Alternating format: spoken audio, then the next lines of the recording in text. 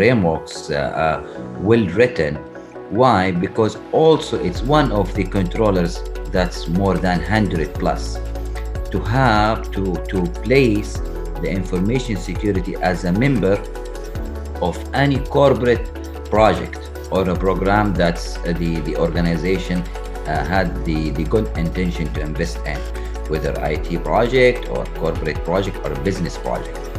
So along with the vendor management. So yes, there are a certain number of controllers that if the organization do it in the proper way and stick on it, I mean continue implementing these controllers, of course there will be an alignment, and not any alignment, as very strong alignment with the business, where the business understand and value the information security influence on such organization.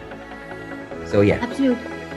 Now, that's as you rightly mentioned, we have the first part is the collaboration and the strategy. And if we have a government framework added to it, the government governance added to it, it makes our jobs easy.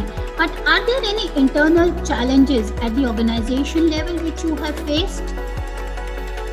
Of course, there are challenges and maybe endless list of challenges. But what I can mention here, if yes, there are, yes, big yes.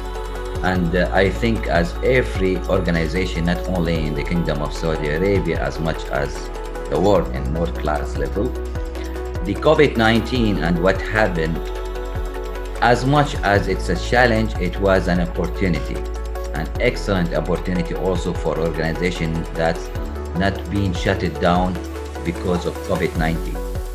And why is that? Because they had the capabilities. Nof mentioned like HR, okay? So the data in HR system, okay, definitely it will be different than the data in the core banking system or the ATM systems. So you cannot just go and consider everything is classified. This means actually any transport of data for the external world, including B2B business, your clients sitting outside, okay, it will be like your availability will become an issue here. So I believe proper data classification exercise should be taken with the heads of the business units in order to make sure that what you are sending outside is really what you want to. You mentioned the encryption. Of course, encryption now you cannot just assume that sharing the data in the public, okay? It will, without proper security measures, encryption, proper firewalling, IPS swapping, all these technologies now should take place. And I remember the web application firewalls, a lot of companies before like 5 or 6 years, they don't believe on the necessity of this control. Now, I believe most of the companies are forced or drive, okay, by the requirement of the market to deploy web applications firewalls, okay? Of course, and all these tools without proper policies and was guided by the information security body in the organization, it will be useless. So firewall without a proper configuration and policies in place, it will not add any value. Same for WAF, same for IPSs, okay? So I'll refer to Nof, she mentioned about the data leakage. So definitely a lot of organizations before, they are very relaxed when it comes to data leakage. Now I believe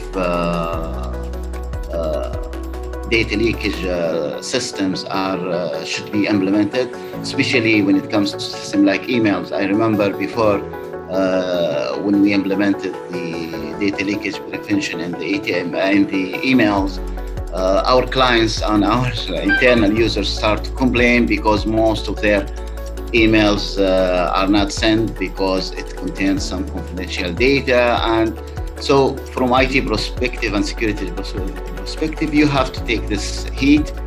And also, I want to add to what Majid said in the beginning. I think when the question was how to get the engagement or the alignment with the business heads, and I think for security you have to have the buy-in from the head, the organization head, the CEO.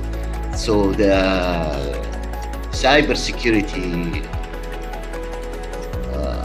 in order to implement the cybersecurity properly, you have to be powered by the head of the organization, because anyway, all the business units will refuse, will suffer, they will complain. It will be a nightmare for the IT, because for them, they have to implement blockage to the email. They have to, and for example, when I use the internet in my home, okay, it's completely different experience when I use it at work, because at work it's very simple.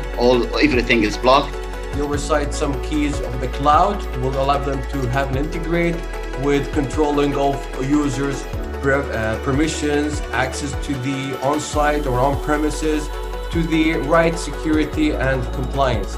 So if we take it as a conclusion, we can know that it's called the Security Configuration Management, SCCM, which is provide a full integration solution for policy, file integrity, and remediation management as well. So any organization can use this solution together, not individually. It depends on the organization for complete end-to-end SCM solution, or use a file integrity monitoring or policy solution management at their own address to the day, processing the security and compliance challenges as well.